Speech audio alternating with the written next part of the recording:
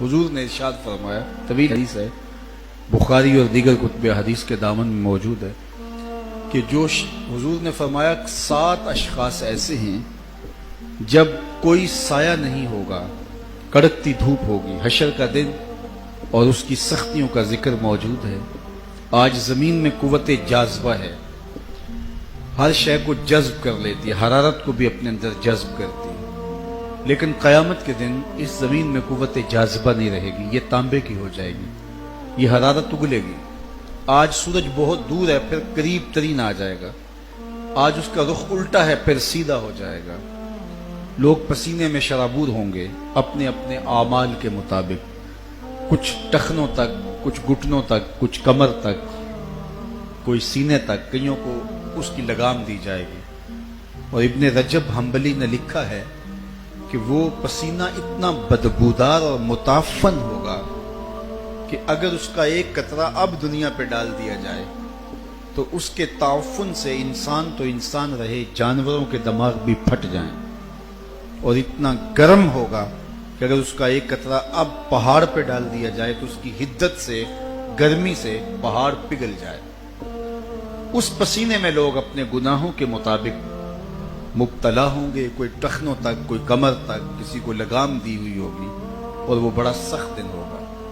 اسے یوم الفزع الاکبر کہا گیا ہے۔ وہ تھر تھر بدن خوف خدا سے کانپ رہے ہوں گے، لوگوں کے کلیجے دہل رہے ہوں گے، لوگ قبروں سے ننگے اٹھائے جائیں گے، برہنہ قبروں سے اٹھائے جائیں گے۔ ام المومنین سیدہ عائشہ رضی اللہ تعالیٰ عنہ یہ سننے کے بعد حضور سے عرض کرنے لگی کہ کیا حضور ایک دوسرے سے حیا نہیں آئے گی؟ فرمایا عائشہ معاملہ اس سے بھی آگے ہے، مطلب کسی کو ہوش رہے تو حیا آئے گی، ہوش اڑے ہوں گے۔ یومی یجعل الولدان شیبا، ابھی قیامت قائم نہیں ہوگی تو پیدا ہوتے بچے کے بال خوف قیامت سے سفید ہو جائیں گے، اور پھر جب قائم ہوگی تو وہ کتنا سخت دن ہوگا۔ اس سخت دن میں جب کہ کڑکتی دھوپ جسم جھلسا رہی ہوگی، 7 اشخاص ایسے ہوں گے، میرے اور آپ کے آقا و مولا فرماتے ہیں اللہ اسے ان 7 اشخاص کو اپنے عرش کا ٹھنڈا سایہ عطا فرمائے گا۔ وہ سایہ رحمت الہی میں ہوں گے، سایہ عرش الہی میں ہوں گے۔ وہ 7 اشخاص کون سے؟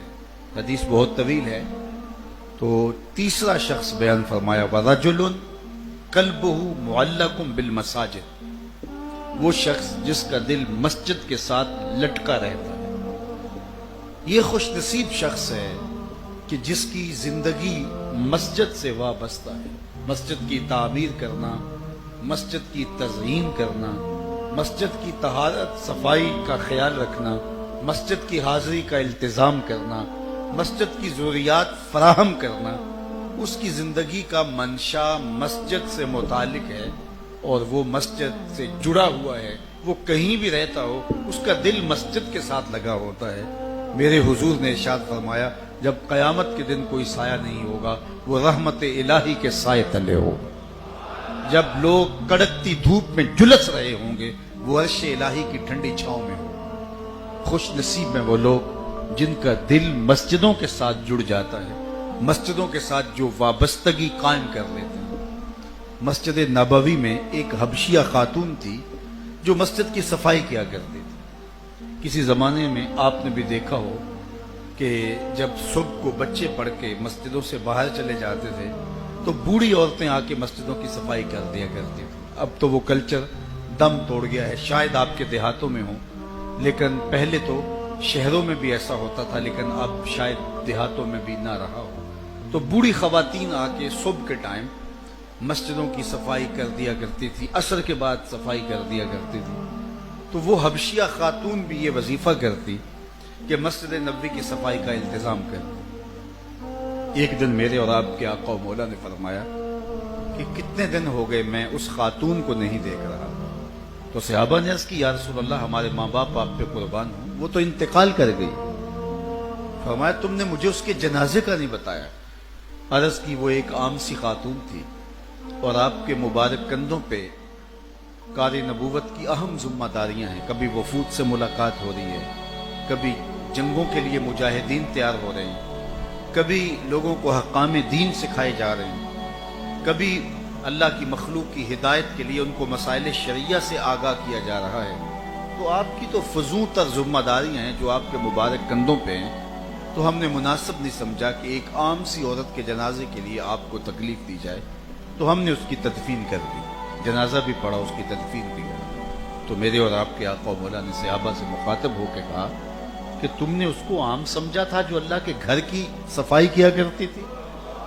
فرمایا مجھے اس کی قبر پہ لے چلو، اور صحابہ کے ہمراہ حضور اس کی قبر پہ تشریف لے گئے، اور وہاں جا کر کے اللہ کے محبوب علیہ السلام نے دعا مانگی۔ تو جو اللہ کے گھر کی صفائی کرتی ہے وہ عام نہیں ہوتی، اور جو اللہ کے گھر کی تزئین کرے، اللہ کے گھر کی تعمیر کرے، اللہ کے گھر کو آباد کرنے کے لیے منصوبہ بندی کرے، اللہ کے گھر کی ضروریات کو فراہم کرنے کی کوشش میں لگا رہے، مسجد کی حاضری کا التزام کرے، اور اس کا دل مسجد میں لگتا ہو، مسجد میں جمتا ہو، اور مسجد کو دیکھ کر کے اس کی طبع کے اندر خوشی کے آثار حویدہ ہوتے ہوں، تو وہ کتنا خوش نصیب ہے، اور اللہ کی کتنی رحمتیں اس کے اوپر نازل ہوتی ہوں گی۔ تو آج کے اس مبارک دن میں دعا کرتا ہوں کہ جن لوگوں نے اس مسجد کی تعمیر میں اپنی صلاحیتوں کے ذریعے، اپنے مال کے ذریعے، اپنی محبتوں کے ذریعے شمولیت اختیار کی، اللہ انہیں دارین کی جزائیں دے۔